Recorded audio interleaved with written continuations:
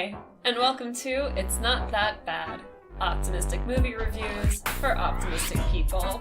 That's Chad Ekowitz. And that's sexy Simone. And this episode is obviously a very sexy episode where we're two awkward 25-year-olds are gonna tell you about BDSM. So, are you feeling sexy today, Simone? I think it's maybe impossible to talk about this movie and feel sexy. That's true. So, instead of feeling by sexy, I mean awkward as fuck. Yes, so for those of you who are new to the podcast, we look at movies that did badly critically, and we try to be really nice about them because, hey, they're probably not that bad. Well, I mean, and this week is no different, is it? No. I mean, what are we doing this week, Simone? We are doing the 50 Shades trilogy. I don't know if there's a real, name for it, but that's what it is. We're doing all three 50 Shades movies. So strap in, not a pun. And we're gonna take you through the ropes, not a pun. Yeah. I'm gonna have the most fun. I'm really looking forward. If at any point you feel like withdrawing consent, please do stop listening. Yeah, shall we say that right at the front? Yeah. We said this as you did last week in the episode. What are the 3 C's that are not the 3 C's? Oh, safe, sane, and consensual. One of those is a C. One of those is a C. And 50 Shades embodies sex that might not Definitely be any of those. Not. I mean, yeah, but we'll get into it, shall we? But first, let's discuss what we're drinking. Tell us what you're sipping on. I am drinking a very sexy and classy Oh, vodka that is tonic. sexy and sophisticated. And sugar-free tonic because I You gotta keep it well, tight. yeah. I mean, welcome to the table, Miss Grey. I hate it so much. I hate it. Yeah, I went drinking this weekend and I had raki, which apparently does not sit well with my body. So I am drinking a very healthy and sexy milk. Yeah, whole fat as well. You know, got to keep up the calcium, keep up the healthiness. Getting all that protein. Yeah. Ooh, protein's sexy. This is not great. We cannot keep this up for a whole episode. Definitely not. I wanted to sort of whisper into the mic a lot and just be really sexy that way, but it's just gonna arouse our guys. I don't too think much. there could be two people less in touch with their sexuality talking about this movie. I mean, I try to be, but it's very much a front. Yeah. You got to try. Fake it till you make it. I think that's what they say. Yeah. What the kids do. I don't think that should apply to sex, but maybe it's just me. Is it not just the general rule that you just lie back and think of England? I mean, for me it is, but everybody's different. Rudy's gonna listen to this episode and he's just gonna be like, we need to talk about our relationship. Yeah. I'm worried that this episode might illuminate some aspects of our sex life. Look, I'm luckily single and, so going through a strange dry spell right now, so I'm completely exempt from this conversation, but this is gonna be very revealing for you. I'm nervous. Hi, Mom. Yeah, this should be good fun for family members. So I mean, it just coincides that you are drinking alcohol, but you plan to do the plot synopsis for all 3 of these films. Yes, the synopses. So guys, we're going to do the structure a little bit different today. What we're going to do is we're going to do a synopsis, talk about that film, move swiftly on to the next synopsis, talk about that film, and then move on again to the last film, synopsis, talk about it. Then we'll go do all your favorite segments, scenes that could have saved it, bad film or bad director, and we'll wrap it up neatly. Yeah.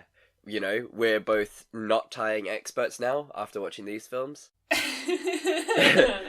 I didn't even mean to make Look, that pun. there is, it's just, this whole episode is going to lean endless. itself towards puns, so just be prepared for that, Okay. So, go on, first one, 50 Shades of Grey.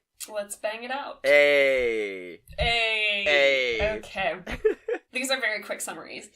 So, in 50 Shades of Grey, we are introduced to our main character, Anastasia Steele, played by Dakota Johnson, known as Anna to her friends and to us. Anna is a student about to graduate with her English Lit degree in Washington. As a favor to her friend Kate, played by Eloise Mumford, she goes to interview prominent businessman and obvious love interest, Christian Grey, played by Jamie Dornan. The two share an immediate attraction, leading Christian to begin relentlessly pursuing Anna. He shows up at her work and sends her gifts, and eventually, quote-unquote, rescues her when she's drunk at a bar with her friends. Ugh. As the two discuss a relationship, Christian reveals that he's not your average businessman. He has an intense sexual need to dominate his partner in every aspect of their lives, but especially in the bedroom. Most of this movie is Anna trying to come to terms with the idea, considering signing a sex contract. She's also a virgin when the movie starts, so she's got a lot to think about. Yeah. She also resents the fact that Christian is hesitant to be romantic or intimate with her. We find out that part of this might have something to do with Christian's traumatic childhood, including being molested by a friend of his mother as a teenager. The movie culminates in Anna realizing she's in over her head and breaking things off with Christian after admitting that she loves him, but can't handle his need to punish her constantly. There, the end. Nice. That was really succinct. I liked it. Thank you. I mean, look, a lot of the plot points truly don't matter. Like, it doesn't matter that her roommate, like, starts dating Christian's brother for some reason. Yeah. And, like... Do you know what I think? None of it matters. No, none of it really matters. It's essentially about their relationship, and it's erotic literature. Yeah. The plot never matters. Exactly. Can I just say right at the top that if you are into bondage and you're a sadist, as he describes himself, which he's not, he's an abuser, but if you describe yourself as a sadist, you should never go for virgins. This is a rule that is like a cardinal sin amongst the sadist community. You do not go for virgins because they are virgins. It is not fair on them. No, it's really fucked. And I was actually just thinking, so there was a relationship advice thing posted to Reddit where this girl was basically saying she's like younger, she's about 21, and she's about to engage in a consensual dom-sub relationship with a much older man, like, lays it all out, and everybody was like, this is a really bad idea. Yeah. Like, there are lots and lots of red flags, and, you know, this girl was like, no, I'm mature enough, I know what I'm doing, and that's the thing, like, you always think you know what you're doing, and you always think you're mature enough. But you ain't. Because you, especially when you're, Anna's 22 in this? Yeah. Like, I think even today, like, I say this as a 25-year-old, like, I underestimate how manipulative people can be. Yeah, definitely. And you underestimate how hard it is to be a reasonable person when you're in a relationship with someone who's a sociopath. Yeah, for reals. And, like, this is a guy who gets everything he wants. He's a billionaire. He's 27. Yeah. He's really quite good looking. He's very rarely been told no. And now you're coming in as a submissive, which is an immediately, as the name suggests, submissive position. And you have no idea what this is going to be about because you've never even kissed a dude before. Like, she literally says that. It's such a power imbalance. Like, he's more experienced than her. He's so much richer than her. She's at such a disadvantage because she's literally, like, graduating college and she doesn't have a plan after that. Like, so she's super insecure. She doesn't have great friends. No. Like, it's so, like, distressing to watch. Yeah. It's like a seal pup being surrounded by a great white shark. Like, it's a nightmare. I mean, the first scene, like, when Mr. Grey comes into the hardware store where she's working, and he gets the rope, the duct tape, and I'm just like, I'm like, no, this dude is a murderer. If you think he's anything but a murderer. He's actively buying his kill kit from you. Like, we both listened to the My Favorite Murder podcast. Like, on that basis of learning what they say in the My Favorite Murder podcast, this dude is a red flag. Like, just a giant red flag. And funny enough, in the most recent My Favorite Murder episode, as of recording, Karen goes on a rant about 50 Shades and how it's so fucking unrealistic that tiny Dakota Johnson works at a hardware store. Yeah, I heard that one and I laughed so hard. I mean, really? Her at a hardware store? I mean, the jobs in this are ridiculous, and we'll get into that in the second film, so be prepared for that. Chad, I have a question for you in your capacity as a law student. Please. At what point did they teach you to draw up sex contracts? Is that, like, a thing you do earlier on? Is that, like, a more advanced course? Like, what? It's a fourth-year elective. Instead of Oh, okay. yeah, I decided not to do sex contracts in my fourth year of law school. I instead decided to do vampire hunting. Oh. I think Oh, okay, that's exciting. yeah, it had a more physical aspect, and that's what I was really looking for to round off my degree. But can I just say that the entire time I did contract law in my third year, I was ragingly erect because there is nothing sexier than a contract. Nothing sexier than a contract. I mean, I think throughout this, I just think of all the people in the background, right? Like, some lawyer did have to draw up that sex contract and be like, okay, but how would we define anal fisting? Yeah. And I love that so much. It's so great. Like, it makes no sense. That is not going to be legally binding in any state. No, it's definitely Like, not. And you hear about that in, like, persecution cases all the time, where it's like, oh, he made her sign a thing saying it was consensual. And it's like, but you made her sign it. exactly. Like, it is outrageous. And they have that weird business meeting where they're just sitting discussing the contract. The very sexually... Also, the like, assistants bring in some of the most beautiful looking sushi, and neither of them touch it, and I was screaming at the screen. Like, it's the most ridiculous scene out of all scenes. I'm sorry, but that is insane. And, I mean, to be fair, she asks, what is a butt plug? I mean, that should be your red flag right there to say, no, I'm going to step away from this situation. But also, it's kind of in the name. Yeah. I mean... And maybe she was more interested in sort of the ins and outs of it, so to speak. Yeah. Hey! I think someone should make a pun counter for this episode, because it's amazing. But yeah, that contract scene, it made me so happy and so angry at the same time. Because... I mean, I was just thinking of it from a law perspective, because I'm writing exams in May, and one of my exams is contract law, and I was just laughing, because I was just sitting to myself, I'm like, how would I classify this? What would happen if there's a breach? What would any of this be? Exactly. Like, how is this, like... It's absolutely ridiculous. Yeah. Like, at best, like he says, he could get her to sign, like, an NDA. Yeah, that's it. But which is a very separate kind of contract. Yeah. Like, it's definitely not a sex contract.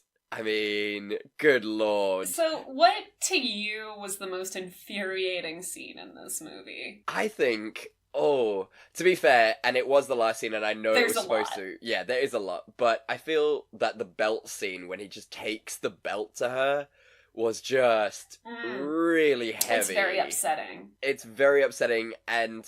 Also, she handled it like a trooper, which is really messed up in itself, because when you get slapped by a belt on your bare ass, it fucking hurts. And she was just especially, considering in earlier scenes when he, like, spanks her for the first time, she overreacts so hard, she's like, and you're like, okay. Yeah. Like, calm down. Also, clearly, she is the most sensitive human being and is just having orgasms left and right so quickly. She is just a machine. You know what? Good for her. Yeah, I mean, she's getting her best life. Not everybody can do that. But, yeah, look, that is a really upsetting scene, and it's also, like, probably the biggest red flag that, like, some dude is seeing you crying. Yeah. And they're not, like, the whole point, like, this, obviously these movies upset the BDSM community. Yeah, hugely. For so many reasons. Yes. But, like, you always check in. Like, you always say, like, hey, how are you doing with this? Are you feeling okay? Like, you don't look comfortable. Should I continue? Like, just because they're not saying the safe word doesn't mean that, like, you're not going into, like, a bit of red territory. Yeah, you know? Exactly. So, like, that's really upsetting. Also, a big part, I was researching. And I don't want to sit here and, like, vanilla-splain BDSM to people. Like... I mean, look, you did research, so, I mean, you did more than what the movie makers did. So... Clearly. A big part of, like, when you do, like, a dom-sub session is afterwards, it's called aftercare, because basically what you've been doing to this person is really traumatic shit, even if it is consensual. So afterwards, you do aftercare, so you'll, like, hold them and talk to them, like, maybe run a bath for them, like, basically whatever you can do to, like, convince them they're safe, Yeah. show them that you care about them, like, you know, just make them feel really loved, because that makes the whole thing less traumatic. So the fact that he, like, does all this crazy shit to her when she, like, lost her virginity 2 seconds ago, and then leaves because he refuses to sleep in the same bed as her, is so wrong and so upsetting. No, he is just a full-on monster. He's horrible. Like, he's a bad dude, and everyone's like, oh, he's so sexy, and he's so dangerous. No, he is dangerous. And he has no sense of personal boundaries. Like, when she goes to visit her mom because she's, like, confused and understandably upset because she's basically been abused for the last couple days. Yeah. Like, she goes to visit her mom just to, like, have some alone time and bond with her mom. And he fucking shows up! Yeah. No, it's ridiculous. I mean, he says no to... it's the worst. She says no to him, and then he breaks into her apartment. Like... It's awful. And then at the whole scene... So, like... It's outrageous. And when he saves her, quote-unquote, saves her from the bar, like, he is literally just this controlling He's asshole. just kidnapping her. Yeah. He's just kidnapping her. Like, how dare you be mad at a girl for, like, going out with her friends, who she trusts, getting a little drunk, because she graduated, and she's like, yeah, you know, I'm sorry, I know that was really wrong. Like, what are you sorry for? No. You did, like, a normal... Like, you're 22. 22-year-old thing. Like... You went to a bar in jeans and a high-neck t-shirt. Like, I don't know. It's not like you were even... Regardless, like, not saying that, you know, dressing slutty means you deserve it, but, like, she wasn't even being promiscuous or anything. And he's like... And they're not even dating. She hasn't signed the contract yet. And he acts like it's a fucking medical emergency that she is drunk in a bar. Yeah. And then, like, it takes her home and doesn't talk to her. No, he is fucking awful. I loved the Twilight, like, symbolism, though, like, in the beginning when he's like, oh, you should get away from me, I'm too dangerous, and then he's like, but I can't get away from you, and I'm like, oh my god. Well, this was written, it was originally a fan fiction, which is very clear if, like, I started reading the books ages ago, and I stopped because I was like, this is very obviously written by a fan fiction author, and poorly edited, if you can tell. It's just... No. So what did we like about this movie? I think it was nice because it showed that sex is okay. In a really, really fucked up way, it showed that, you know, kinks are okay, and it sort of broke that barrier that, you know, has been happening for so long, where we taboo to kinks and things. And you know what? Let's be fair. Everyone deserves sexual gratification, and if you get it in certain ways, so long as it's safe, consensual, and the third S that you said. Sane. So long as those three things, then there is no problem with it, really. And, you know, just showing, like, you're not less of a person. You're not, like, dumber or, like, less worthy of respect if there's, like, a specific thing you need to do to enjoy sex. Yeah. Like, it's fine. Yeah, for reals. If you like hair pulling, that's fine. If you like vanilla sex, missionary, go for it. It's your thing. Go for it. It's a classic for a reason. To be fair, in this, which made me really happy, is they do all these, like, whippings and shit, and then immediately just have missionary sex. It's, like, so contrasting. Or, like, at most, it's, like, from behind, and you're like, ooh, Mr. Grey! It's like, you guys aren't really that crazy. But, so what did you enjoy about this film? I will say for all three of these movies, I loved, like, the outfits. Oh, yeah. And the makeup. Like, visually, all of these movies are beautiful. The Red Room of Pain is meticulously designed. Yeah.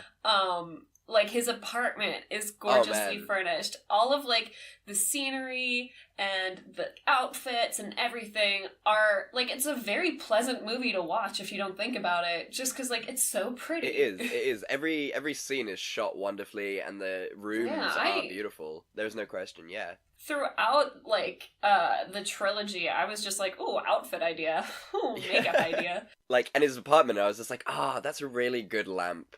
Like, damn it. Those are excellent coverings for his bed. Like, it is gorgeous. Like, but also, it did make me laugh. I love the whole steel grey thing. I was like, ooh, very subtle, guys. Well done. Alright, shall we move on to number 2? Yeah. Number 2 has probably the most plot that's necessary to know about. Yeah, so. 50 Shades Darker. So, this movie opens as Anna is beginning her new job at a publishing company. She seems to have given more thought to why things with Christian wouldn't work, and appears to be progressing in her new life and career, if she's a little lonely at the time. Of course, at this point, Christian appears. He tells her that he's given it a lot of thought, and he wants to attempt a romantic relationship with her, because she's more important to him than indulging his need for dominance. Reconciled, the two begin a slightly different relationship where Anna feels more comfortable exploring her sexuality and Christian is more honest about his past. No rules, no contract. However, trouble looms! Anna is confronted by Elena Lincoln, played by Kim Basinger, the woman who Christian says taught him the ways of BDSM when he was a teenager, so she's, a pedophile. Yeah, 100%. Anna obviously isn't a fan of this woman, who tells her that she can never give Christian everything he needs because she won't submit to him. Anna disagrees. Anna is also being followed by a very creepy woman who it turns out is one of Christian's ex-lovers, who has become obsessed with him and Anna following the death of her husband. This woman eventually corners Anna in her apartment and threatens her with a gun. Luckily, Christian uses his dominant mind powers to subdue her, leaving Anna questioning whether she really is right for Christian. Anna's boss, Jack Hyde, so cleverly named, played by Eric Johnson, takes a special interest in Anna and eventually propositions her. On her refusal, it turns into basically a sexual assault, which Anna fortunately escapes.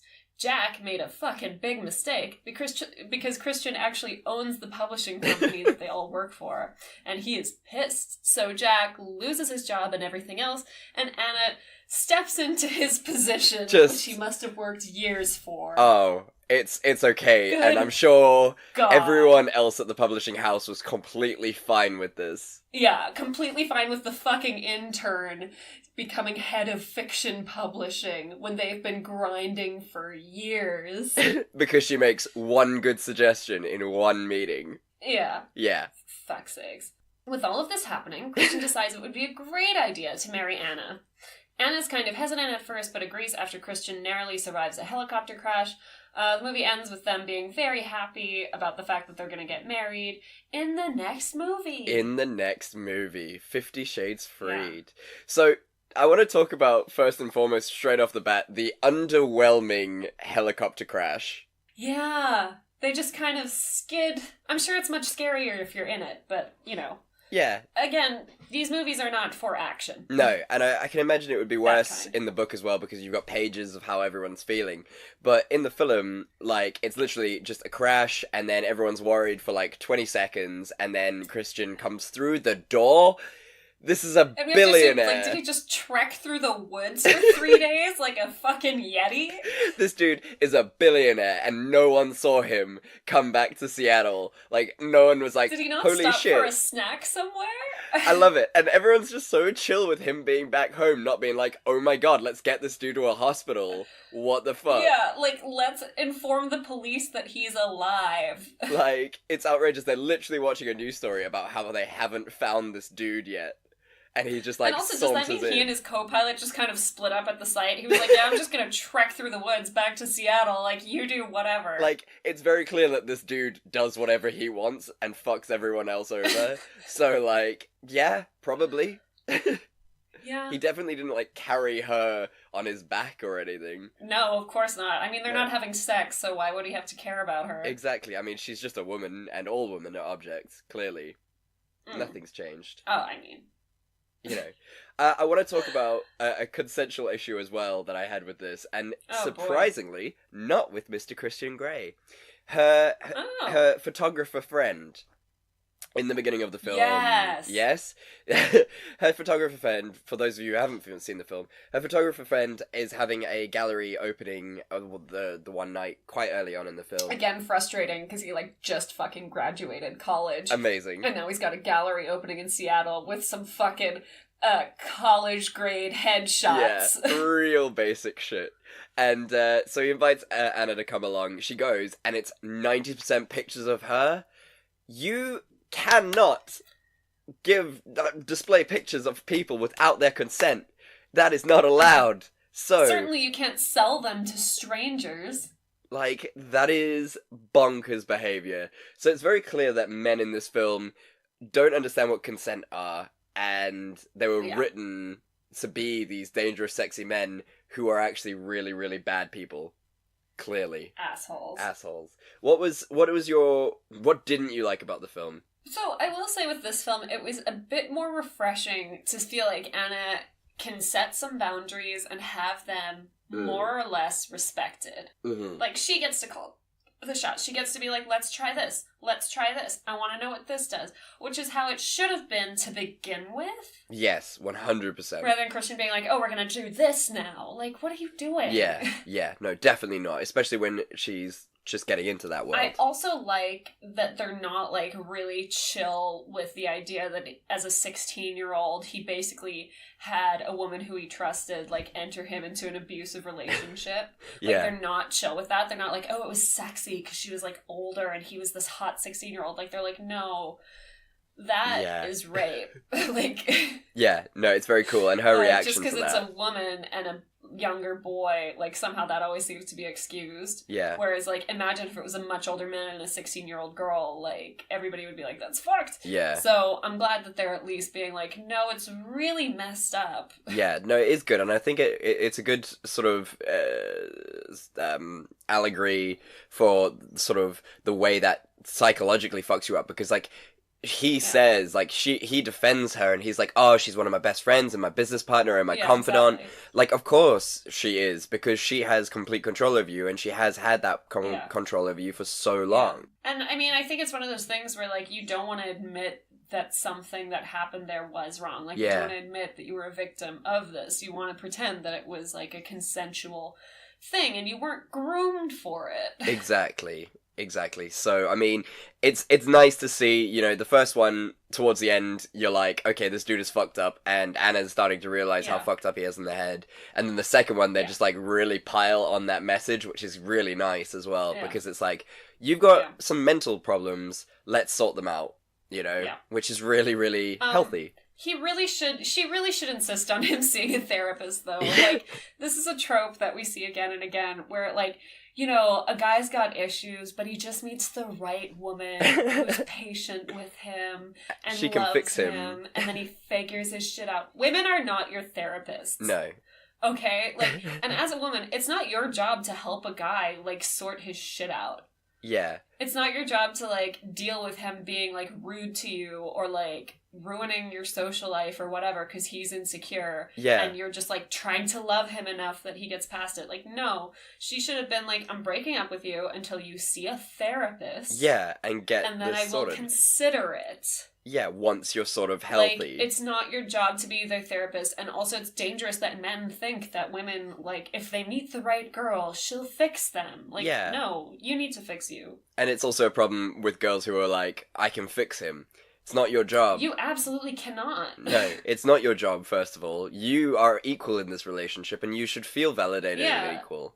You're not working, it's not work. Yeah, you don't have to be a therapist. That's not your, like, job. Yeah, I mean, tell each other your problems. That's great, but you don't have to solve them.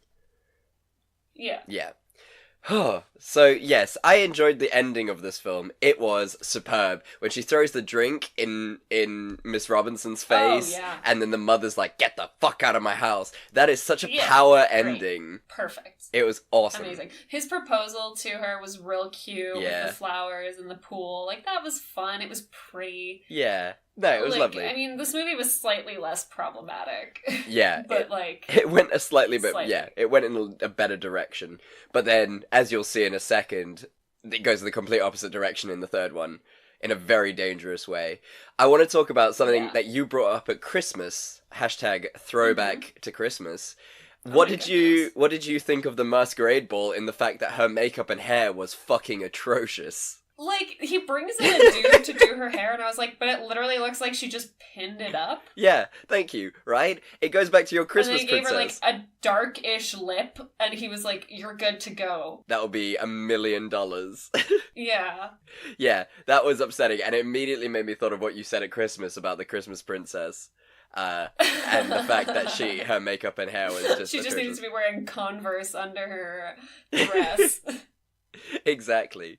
But yeah, it was better than the first one, and to be fair, better than the third one. I think this is the best of the three. I mean, it is still so deeply upsetting that, like, she Yeah. graduates college with an English lit degree, immediately gets an amazing job at a publishing house, and then gets her boss's job straight away, and no one's mad about it. Yeah, everyone's just like, so chill. And it's like, you've been working here for 3 fucking seconds. Yeah, and she doesn't even have to work. Not the point, but she doesn't have to work, and now she's been, like, got this amazing job. Yeah, it's a mess. Yeah. That is the most unrealistic thing of all of it. So, shall we move on to Free Ed? Yeah.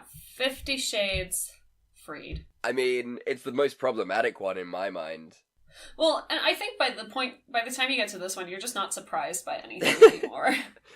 Did you also feel, before you get into the synopsis, did you just get really sick and tired of them having sex? Like, all the time? Oh my god, we get it. You have an active sex life. Like, good for you. Let's fucking... Again, it was written as erotic literature. Yeah, and so they had to, So, like, but... I guess, like, they're mandatory sex scenes, but, like, we get it. And it wasn't like they were specifically, like, different and strange enough to excite again and again and again. They were always the same kind of just missionary after a little bit of light spanking. And it's like, okay. Yeah, the sex was really underwhelming in this one. Okay, 50 Shades 50 Shades Freed. So the movie opens on their very beautiful wedding, followed by a really fun sequence of the two of them on honeymoon in France. All seems well, with Christian only being slightly more red flaggy than usual, until they find out that someone is trying to sabotage the business. They fly home, and Christian ups security just in case. Following a night out with her friend Kate, for which Christian is furious, Anna gets held hostage by Jack, her old boss, whose life she and Christian ruined. Luckily, the bodyguards save the day and Jack is sent to prison. Yay. However, he makes bail and some mysterious force pays for it. Ooh. Meanwhile, Anna finds out that she is pregnant and proceeds to argue with a very irate Christian about it. Their worries with this are cut short when Anna finds out that Jack is holding Christian's sister Mia, played by Rita Ora, hostage. Anna must scramble to get the money, telling no one. Fortunately, through her quick thinking, Christian figures out there's something wrong and is able to track her. They escape. Jack is arrested again, and Christian generously decides he wants to be in the baby's life. Generous. The movie ends with them healthy and happy, with one kid and another one on the way, still occasionally meeting in the Red Room of Pain for some fun, consensual, sexy time. The end. Boom. The universe can just stop there. I love how at the end, much like at the end of the Twilight Saga, there was like a whole montage of their romantic moments. Oh my god. Set to an Ellie Goulding song. It's amazing. It's not like we've just seen the whole 3 films. And my favorite bit about it was there was bits from this film in it. So it just referenced... It's like, but we just saw that. Like, why are you showing me this bit again? My god. It's superb. I think... Why is she still, in the third one, surprised by his level of wealth? She is always looking shocked at what he owns. Yeah. Like, dude, you've been with him for what I can assume is 2 years now. You're married to him. Like... Yeah. I think it's not even 2 years. I think it's like 1 year max. But even so, like, if I said to you, I'm rich, I have a plane, you're not gonna be like, you have a house as well? Yeah. And also, like, presumably she spent a lot of his money building up her fabulous wardrobe for this movie. Yeah. So, like, girl, like, you can't be mad at him, like, if he's spending money on you when you're spending his money on you. You know what I mean? Exactly. Who, in your opinion, is hotter? Are you Team Hyde or are you Team Grey? Oh, obviously Team Grey. Oh, really? You know, Hyde was very problematic, but we didn't have a chance to see any of his redeeming qualities, like with Grey. And also, I don't know, Jamie Dornan, like, Grey's a problematic character, but that actor worked hard for that role, and I appreciate it. Yeah, he is stunning, but I don't know, I like... He's a gorgeous man. Oh, he is a stunning human being, but I liked Hyde's jaw. Hyde's jaw just did something for me. He had a very all-American look to him. Do you remember, that guy from Lost? With the southern guy in Lost? I never watched Lost. Oh, get into Lost. It is not worth your time, but you gotta waste... I think it's a bit late. You gotta waste a good 30 hours on Lost. But there's... I will not. That is probably a safe thing to do. But yeah, I'm definitely Team Hyde. I like the all-American sort of strong jaw, grizzly beard thing. That does it for me, to be fair. So babies is the problem in this film. God, why do all of these fucking, like, the Christmas movies and the romance movies, like, they have to get married straight away? They can't just be like, you know, I'm really happy where we are in this relationship. Like, let's just feel it out for a couple of years, make sure we really get each other, and then get married. Like, it's always like, we've been dating for 4 months. Marry me, you're the love of my life. And then they wonder, like, why it's gonna go horribly wrong. Yeah, exactly. Like, I don't think they understand that marriage is forever, and that's a pretty long time. So you can't really flashbang into that. Speaking of flashbanging... Wait! Anna knows that she hasn't been getting her weekly or, like, monthly or quarterly shots for her birth control. So why is she just letting him continue not using a condom like it's okay? Yeah, that is entrapment. I mean, they're already married, but that is definite entrapment. He should be... Like, just tell him. Just be like, hey, listen, like, I've missed a couple of my appointments. Like, she acts so surprised, but it's like, bitch, you know how birth control works. Yeah, like, you've been doing it for years. Well, evidently not. Well, clearly, yeah. But, like, surely the doctor would have explained it to you. And all you do is go, hey, listen, like, I've missed a couple of appointments, like, maybe... Wear a condom, yeah. Just, like, wear a condom. Yeah. In case. And he'd have been like, cool, because that's what they did in the whole first movie, which I appreciated. That was some safe sex. I was going to say that as well. I was going to bring it back to that as well, because they actually show him putting on a condom at one point, which is great, because, you know what, guys? Yeah. This is your PSA for the day. Wear a condom. You don't want babies. And Safety on top of that, is sexy. Yeah. Oh, nice. That's a t-shirt right there. Safety is sexy. We're so nerdy. But it's true. You don't want a baby, and on top of that, even if you do want a baby, you don't want venereal diseases. Yeah. No one wants an STD. Yeah. It's not worth it. Not worth your time. No. Also, I feel there was a clear abundance of sex contracts, but there was not any mention of babies and how both parties feel about babies throughout the whole 3 films. I know. And then they talk about it after they're married. Like, hey, kids are a thing that exists. Like... Yeah, and seeing as how active we are at sex, babies are probably a byproduct, a little bit. Yeah, a little bit of a possibility. Yeah, like, I feel like they probably should have had a conversation before they got married about, do you want kids? No, definitely not. Last thing I want on the planet. Oh. Great. Okay, cool. Fair enough. Honestly, like, Christian's also rich enough, like, you know, it's his body, so I don't mean to make decisions for him, but he's rich enough that he could, like, freeze his sperm. Yeah. And get a vasectomy. Yeah. And then he's sorted for every illicit encounter he has. Exactly. And with a man with such sort of predilections as well, being a billionaire, there will be women throwing themselves at him, so looking to freeze trap him in a baby. Get a vasectomy. Yeah. Problematic guy. And, his reaction to her being pregnant is fucking drastic. What the fuck? Like, I'm sorry, your girlfriend is looking at you with giant, terrified eyes. Your wife is looking at you with giant, terrified eyes.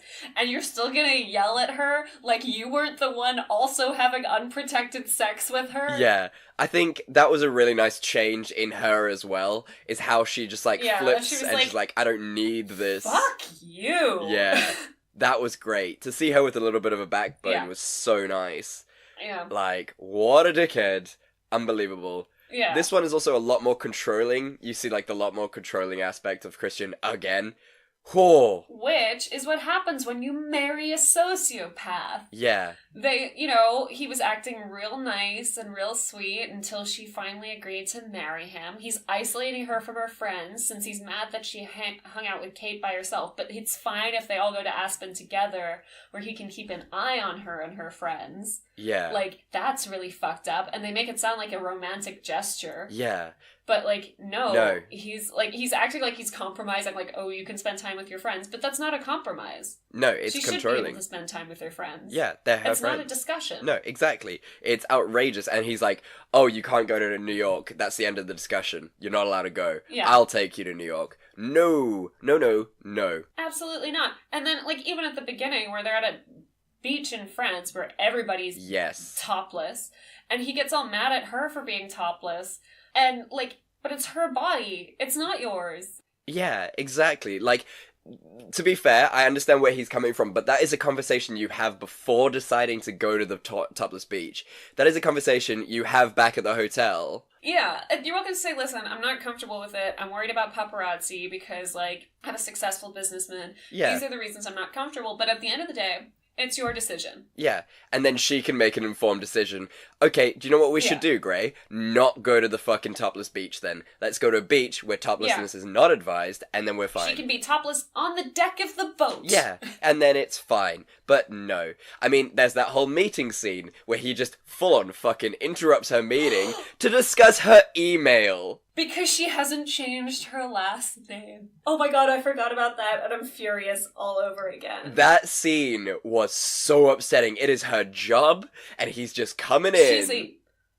Oh my god, first of all, we don't have to change our names anymore. It's not a thing. No. If her career is built around her name being Anastasia Steele, and she signs off her emails Anastasia Steele, and she's building a brand for herself, there is no need for her to change her name to Grey. It could be literally detrimental to her career. Yeah. Absolutely. And he just storms in, interrupting a new author who, like, is giving his first book to them. And he's just like, yeah, get the fuck out while I talk to my wife about why she hasn't changed her name in her office. Unbelievable. And, like, he, like, doesn't even compromise on it or anything. She's just like, well, thanks for communicating. And it's like, that wasn't communicating. No. It was so fucked up. And I mean, it goes as well back to the vibrator scene. I wrote these scenes down because it made me so angry when he's just like, you defy me, here's a bit of vibrator, and then I'm gonna take it away. You see how frustrating that is? And then, like... And it's like, it's so different. Like, so different. Don't make sex a fucking lesson, you monster. Yeah. Like, I do like that she was like, no, what the fuck are you doing? Yeah, that was great. Again, Backbone was awesome to see. Yeah. Rita Ora's progression and evolution through these three movies makes me so happy as well. I love Rita Ora so much. Don't understand why she was in these movies. I guess she just wanted to be a part of it. It makes no sense, but she was there, and I'm happy that she was there. Yeah. So what was your favourite bit of the film, then? You know, the wedding scene was so beautiful. That was nice. Yeah. I liked that. All of her outfits in this, especially this movie, like, all of her outfits are bomb. Yes. Her makeup always looks incredible. Her outfits are perfect. Yes. I back that 100%. Oh yeah. She did look exceptional, and like she really comes into the whole attitude of now I'm a boss ass bitch, and I like that. Yeah. I think for me it was when she just took down that architect in the new house. Oh yeah. That was fucking ace. She's all like flirting with Dorian and calling him Dorian. And sorry, Christian. Where did I get Dorian from? Yeah, Christian. Am I getting Dorian from? I mean, it is Dorian Gray. The portrait of Dorian Gray. Yeah. She's all like calling him Christian and things, and like being flirty and shit. And then Anna gets her alone and is like, "Listen here, bitch. That is my husband. Yeah. You fuck off." Yeah. And it's beautiful. And she's just like, maybe you should listen to my opinions on the house that I'm going to live in, which any architect should do. Yeah, not just because you're trying to have sex with the rich guy who bought that place. Yeah. Yeah. Also, that house is beautiful. Oh, what kind man. of monster would be like, yeah, we're just gonna knock all this beautiful architecture down? Are you kidding me? I mean, they bought the house because it was beautiful, and now you're gonna destroy it? Yeah. What the fuck is that about? And put some gross, blocky, modern monstrosity over it? No, that house was gorgeous, and they should just leave it alone. I loved that house. It was stunning. Also, I don't like the fact that the ending of this movie gave the message that no matter what happened, Christian got what he wanted in the end. Yeah. That felt very upsetting. But she's topping from the bottom. Hey. So it's okay. Nice. That was a good reference there. Thanks. There's nothing wrong with being a submissive person. No. But the whole point of it is, like, with BDSM, actually, the submissive is the one in charge, because they're the ones who say, like, go, stop, go. Like, it's very much in their hands. Right. And I feel like maybe the end was, like, a reference to that, like, being like, no, she is actually the one in charge. Yeah, okay. And, like, she decides what he does and doesn't get to do. But, like... Yeah. Then problematic. The whole sex is problematic. Like, why? Like, I just hate all of these movies end with them, like, getting married and, like, immediately getting pregnant and having kids. And it's like, they could just be, like, really comfortable in their relationship. Like, maybe the third movie could have just been him, like, seeing a therapist. That would be great. The Secret Diaries of Christian Grey. Yeah, going into it, that might have been my scene that could have saved it. If she was like, you need therapy. That would have been good. Like, you had a really rough childhood. Yeah, for reals. Like, instead of these, like, minor breakthroughs in order to keep her around, like, he's just like, okay, I'll go see a therapist twice a week. Yeah. Maybe 3 times. Maybe 3 times. And then we can take this very slow. We'll start off with a coffee once a week, and then we can progress from there. Yeah. Yeah. I like that. That's... maybe don't move in together straight away like a fucking psychopath. Yeah. No, that was upsetting, and I think that is a good scene that could have saved it. I think for me, they really, like you said, like, there's no one particular scene, and it's just like an overarching thing. But I think it would have been nice if they hadn't gotten BDSM wrong. I mean, this film did a hell of a lot for sort of sexual kinks and things and allowing you to explore your sexuality and stuff. But they painted it in such an incorrect light that, like you said, the BDSM community got really upset about it. Yeah.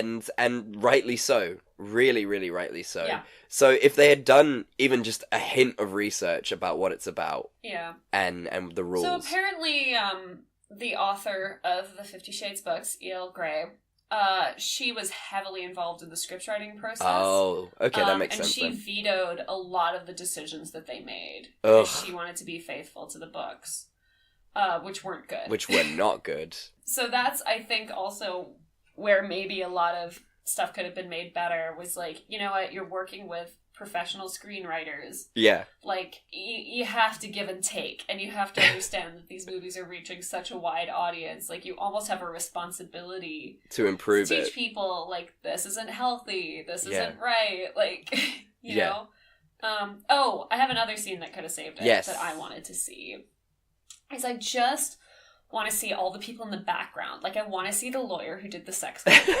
I want to see the interior designer who designed the Red Room of Pain. Yes. Somebody had to do it. And I just imagine, like, my good friend Maggie, who did my tattoo, I imagined her for some reason. Right. Like, just be real cute and real excited. Like, okay, I read your brief, so we're gonna do, like, this bespoke grid above the bed area where you could, like, handcuff someone, and then, like, a storage space for, like, your butt plugs, and, like, you know, just, like, being real cute about it.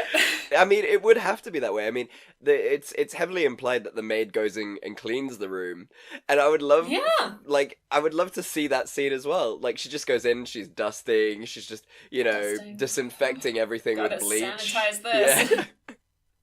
Just a bucket of, like, hydrochloric acid, and she's just dripping butt plugs in it and just making sure they're really clean.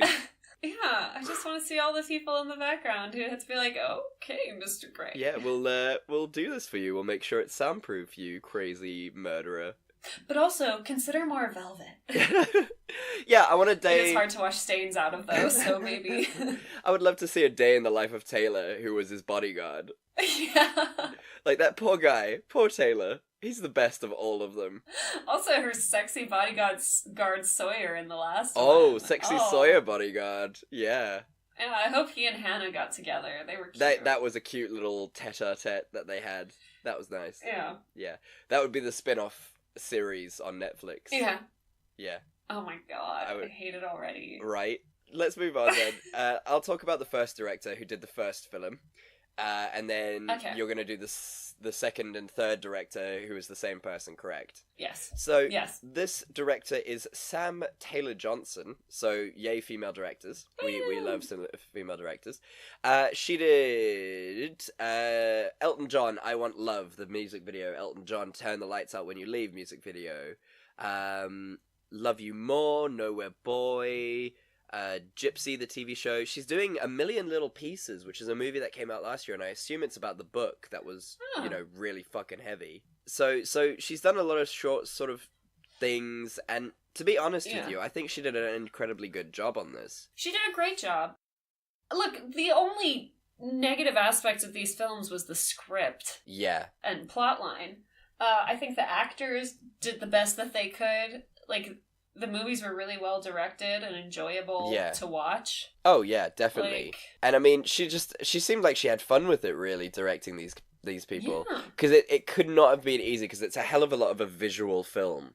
With all the sex things and things, you have to make it incredibly visual. And you're trying not to make it, like, pornographic. Yeah, but hinting at it. That was the thing. Like, it was, like, super pornographic, but she had to make it, like, pretty. Yeah, super tasteful. Yeah. Yeah. Which is hard.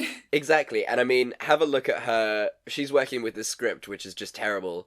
And then if you can you can compare it to you know, the prequels for Star Wars and the terrible writing, and it just goes to show what a director can do with terrible writing. Yeah. And it just shows that, you know, maybe if Sam Taylor Johnson was on Star Wars, the prequels, they would have been good movies. I mean, I wouldn't go that far. I don't know. Well, I would, but I would also say it would never happen because George Lucas hates women. Yeah, clearly. Very much so.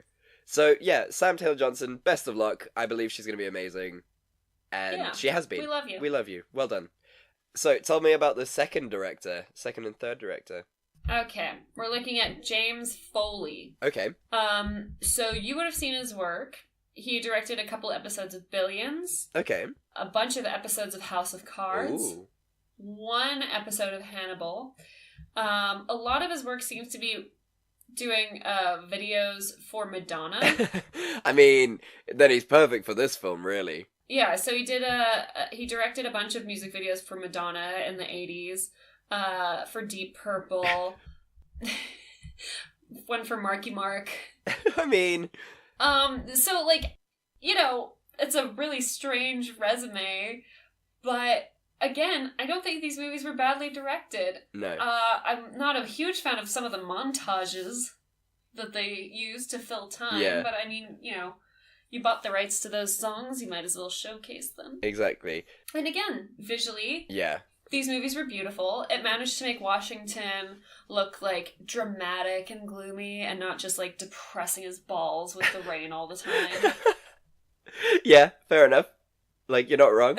They did look beautiful, and I mean, it was grey. It was still grey, but it was that sexy grey instead of, you know, that bleak grey. Like, ooh, it's so dramatic. Like, you have to have a coffee and a window and stare out longingly. Yeah, exactly. So, I mean, yeah, like you said, the second and third one weren't directed badly as well. And it's tough when it's a visually based film. So they did well. Yeah. So, well done. Props. And do you have any closing comments on this trilogy? I do. I have one left, and that is simply, I just want to live forever. Those aren't even the lyrics. Are they not? I thought it was... What are the lyrics? It's I don't want to live forever. That's what I sang, wasn't it? You said I just want to live forever. Oh, okay. Which is the opposite meaning. Oh, wow. That is very clearly But yes, I too have had that song in my head all week. I mean, how could you not? Baby, baby. And it's just so high. I don't understand how human beings... It's so high and then breathy at the same time. Like, how do you have the power to do that? I mean, it just goes to I'm impressed. I love about Taylor Swift in herself. She's just perfect in every way. But you know, Zayn Malik does all right as well, I guess. He's a very handsome man. He's a very handsome man. Busy dating Gigi Hadid, so you know, there's no point in having a crush on him, really. Yeah, I mean, he has some very high standards, clearly. Clearly. Like, where do you go from Gigi Hadid? From her to what? Like, I mean, you can't really... Like, you're just gonna be single forever, can't you? Like, that's the only... You know, like, when Hugh Grant cheated on Liz Hurley, and everybody was like, what the fuck are you doing? She's the pinnacle of human beauty. Like, I feel like it's like that. Yeah, definitely. Like, you're not doing better. I promise you that right now. Like, where are you going? Yeah, exactly. You're already at the top. Stop there. Yeah. Yeah. Do you have any closing thoughts on these three films? I was looking at trivia about the films. So, a couple of countries banned them. Amazing. Fair enough. In France, they had the lowest rating, which was if you were 12 years old or older, you could see the movie. Superb. Go France. And this was controversial, because some people thought there shouldn't be an age rating at all. What? Yeah. Hi, France. What's up, France? You saucy country, you. You sexy. I guess they were like, yeah, it's some light flogging, like, what the fuck ever. Yeah, obviously that's what they teach in preschool, so they're just like, this is fine. I was reading about some French school, like, they 3D printed, like, a model of, like, the clitoris. Oh, wow.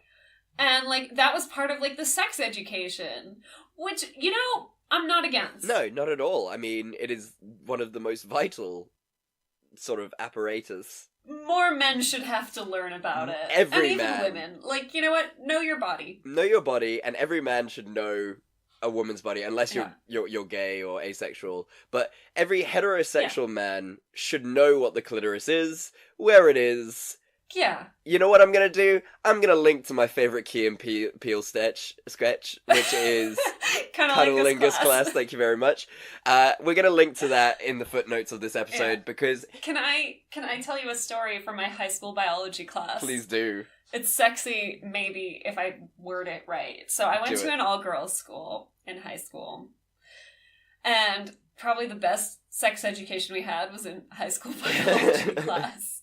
So the teacher was like, it doesn't matter if you feel weird about it, just, like, ask your questions. Because I think she realized, like, this is probably the best talk we were going to get about our sexuality. Yeah.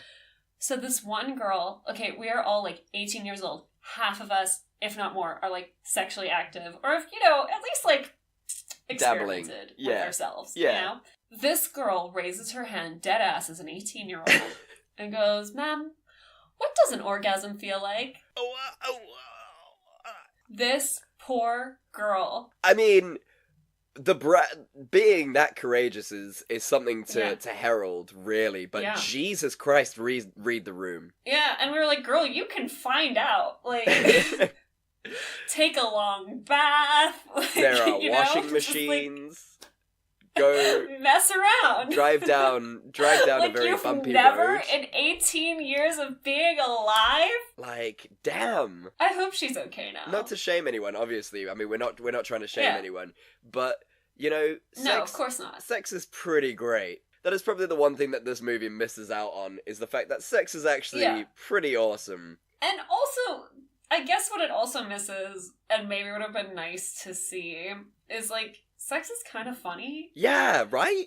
Like, it's weird, and sometimes, like, especially if you're with someone you've been with a while, like, you laugh, or, like, you're like, what is happening? I don't know what you just did. Yeah. I think I liked it. Like, if you've never headbutted each other during sex by accident, are you even doing it right? Or made that farting sound between your bodies. Oh, man, it's so funny. So amusing. And I mean... It's hilarious. Like, let's be fair. The actual act of sex, though fun and though hilarious, is really gross. You're essentially smashing each other's genitals together. So it is hilarious and it is uncomfortably awkward. But that's what you enjoy about it, because no one is getting into this and being, like, actually beautiful while doing it. Yeah. We are a firmly sex-positive podcast. Exactly. So, if you haven't explored an orgasm, go... Do yourself a favor. Do yourself a favor. Candles... bath, Toto always gets me in the mood. Bless the Rains Down in Africa is my song, my jam for that. It's not. Oh, I just want to make that clear for any prospective sexual mates of mine who may be or may not be listening to the podcast. I don't get down with Toto. Some girl trying to seduce you with Toto. I would love that if, like, we eventually do live shows and then there's, like, a girl afterwards who's just like, I bless the rains down in Africa, expecting me to be That's gonna be our walkout song. Now it is. Oh man. So there you have it, everyone. The sexiest, there you have it, guys. The sexiest episode. Yeah. I feel sexy. Do you feel sexy? I don't. Because we've just been encouraging people to, like, masturbate for the last 3 minutes. Know your body, guys. Do it. So I guess we should do the last segment that we do. What are you looking forward to in the future? And I think, depending on what you are going to say, we need to discuss another film, the white elephant of the room. But let's find out what you're excited for. Well, I was going to say, the new trailer for Aladdin dropped. Yes. And I know we've been very skeptical about Aladdin in the past. Still am. But the new trailer has restored my faith. Really? I think even if Will Smith wasn't necessarily the right choice, the jokes that they had in the trailer were pretty funny. I laughed. And I'm excited for, the two young actors that they have playing Aladdin and Jasmine. They look so cute, and the music looks nice, and it looks colorful and fun. So I'm pretty optimistic about it. I think it's going to be a fun watch. So you've done a complete 180 on Aladdin then? I mean, I was always cautiously optimistic, and I still am, but less cautious. Right. More optimistic. More optimistic. I think it's still going to bomb, but I actually, surprisingly, have gone a 180 on Will Smith. I think he's going to be amazing. He was really good in the trailer, and I'm excited to see what he does. Was fun. Yeah, I'm excited. Yeah. Agreed that whoever's playing Jasmine and whoever's playing Aladdin are going to be great. They look amazing, and there looks like some really decent chemistry there. My most upsetting thing, the thing that I dislike the most about it, is Jafar. The actor for Jafar is so wrong. So wrong. He's not, overtly evil enough, Yeah. Do you know who would be a better Jafar than this Jafar? Is the Jafar from Descendants. And that is the wrong Jafar. Sorry, it took me a hot second. I needed to go back in my mind. Yeah. So I'm glad that you're feeling a bit more optimistic. I think I'm willing to defend Will Smith in this, but I think the Jafar is just going to ruin it. I am ready to wait and see. Yeah. I think Jafar will surprise us. We'll see what happens. I mean, I'm gonna see it. Yeah. Yeah. Of course. Yeah. Of course. And what do you think is going to podcast? What are you not keen on? Right, so before I get into it, I do want to mention, and it has to be a notable mention and an honourable mention, the new trailer for Endgame came out this week. Yes. And I didn't watch it. Have you not seen it? Are you trying to avoid spoilers? I don't want spoilers. Okay. I'm gonna give them my money to watch it. I want to be as surprised as possible. I was discussing it with one of my friends who's doing the exact same thing as you, and he was saying, why do there needs to be trailers for Endgame? Literally, from Iron Man until Infinity War, all of those movies were trailers for Endgame. You do not need to release any hype about this. No one's going, after Infinity War, going, thank you very much, Marvel, that's enough for me, I'm gonna stop watching now. It. Everyone is still gonna go see this film. Pretty much halfway through Infinity War, you're like, I'm definitely gonna watch Endgame. Without a question. And I mean... Yeah. Captain Marvel got released last week, and it built up the hype for Endgame anyway. I went to see it this weekend. I'm not going to give spoilers because you still haven't seen it. But Captain Marvel, exceptional film, got me more hyped for Endgame. And even though I can't be more hyped for Endgame, April can't come soon enough. You are. It's going to be amazing. I'm ready. It's going to be good. But the movie that I think is going to do terribly is a movie called The Professor and the Madman. I don't know if you saw the trailer for this. Okay. No. It's a movie. Here we go. Here's the real ticker. This movie is about the creation of the English dictionary. Okay. So that's your first bit. Mel Gibson is in it. Oh. Reprising his Scottish accent. Interesting. But the real kicker about a movie featuring racist Mel Gibson about creating the English dictionary is the other actor in it, who is Monsieur... It would help if I didn't completely forget his name right now. The guy from Milk that we both hate so very much. Oh, Sean Penn. Sean Penn. There you go. Fucking Sean Penn is the other co-actor in this. Oh, just two really problematic individuals in a movie. Yeah. Two really, really bad guys in a movie about making a dictionary. So, yeah, How are they gonna squeeze anti-Semitism into it? Oh, they'll find a way. I'm sure they will. I mean, we already know they're gonna find an easy way to squeeze hating women into it. I don't think there's a single woman in it, to be fair. Why would there be? Exactly, I mean... None of them would want to work with them anyway. No, why would you? That's crazy. I wouldn't want to work with them in any situation. Wow. So Mel Gibson is still doing movies. It's upsetting to know that problematic people are still given lots and lots of money to do things. And yet, accusing them of that ruins their careers, Chad. I mean... Oh no! You did something despicable, so you should probably not be a public figure anymore. So your career's ruined. Oh, poor thing. You know what? It's almost as if actions don't have consequences. Not in Hollywood. Not in Hollywood. I mean, the fact that Chris Brown is still working is unacceptable. I mean, but they arrested R. Kelly. Yes. That's fun. Which, I mean, I'm not a fan of R. Kelly. It only took, like, 20 years. 20 years and a rape case where the victim was, like, publicly humiliated and dropped the trial. But it does make me a little bit sad because fucking Remix to Ignition is one of the most fire songs of all time, and now you can't listen to it. No longer. Well, it's like how everybody had to stop listening to Lost Prophets. Yeah, exactly. And I mean, Whew. fire songs there, but you know what? Great songs. But, you know, when they're made by bad people, we shouldn't celebrate them. They shouldn't get our money. No. So we went heavy there, right at the end of this podcast. So let's try and turn it around. What are you doing next week, Simone? Fuck if I know. Oh, I actually do know. I thought about it. And I thought, you know, because we had so much fun with Abraham Lincoln Vampire Hunter. Yeah. I'm gonna do Pride and Prejudice and Zombies. Yay! I have a reason to watch this film now. I've been wanting to watch it for ages anyway. I'm just so excited to do it. Same. Like, I can actually put it on with justification because I was never gonna watch it just for the sake of watching it. So now I have a reason. I think I read the book. I read the book as well. So much fun. The book was really bad, but it was really good at the same time. Like, it is what it is. Yeah. So that's an exciting one. I'm excited to do that. Me too. I'm doing a complete 180 from you. Okay. So I was also struggling this week to find a film for next week, and so I looked on Rotten Tomatoes, and I'm doing an enigma wrapped in a mystery, because this film got a 26% score on the tomato meter, but 75% of people liked it on the Metascore. So, people liked it, but it did shit, and then the critics' consensus was grim and morose. It is also undone by an illogical plot. And this film is £7. Oh, God, I have to watch Will Smith act. I mean, it's a great film. Fine. It is a really good film. It's intense. Fine. Look, I haven't seen it before. It's very, very good. I loved it. I'm very surprised that it got such a bad score. And people liked it, clearly. So, I want to do this one. I want to talk about it.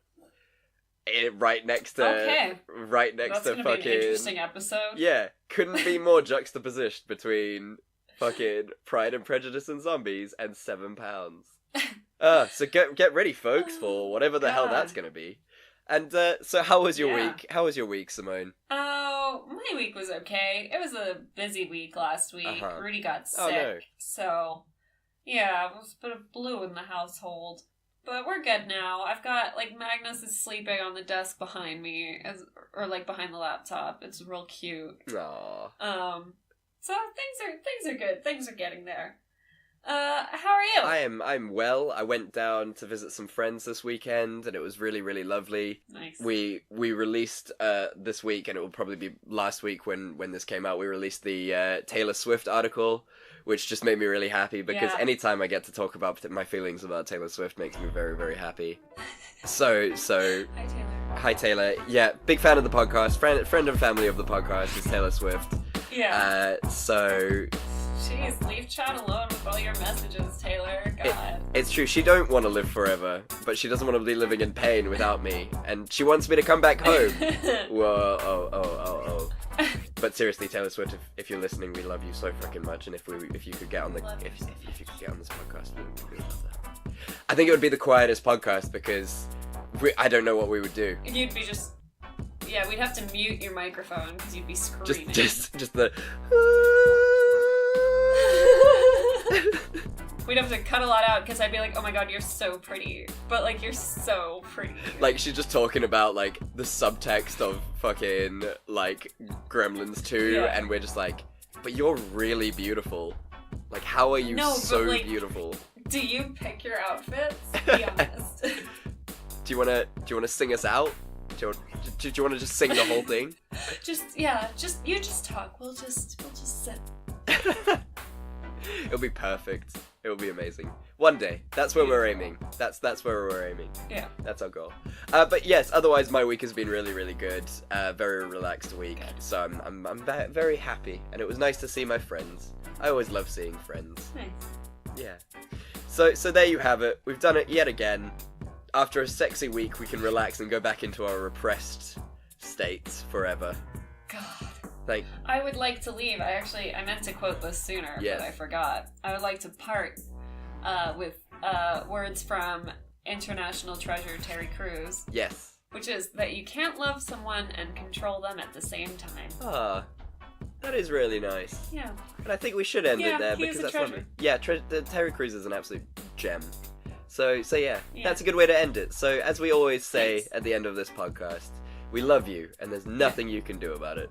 We love you and there's nothing you can do about Goodbye! it. Bye!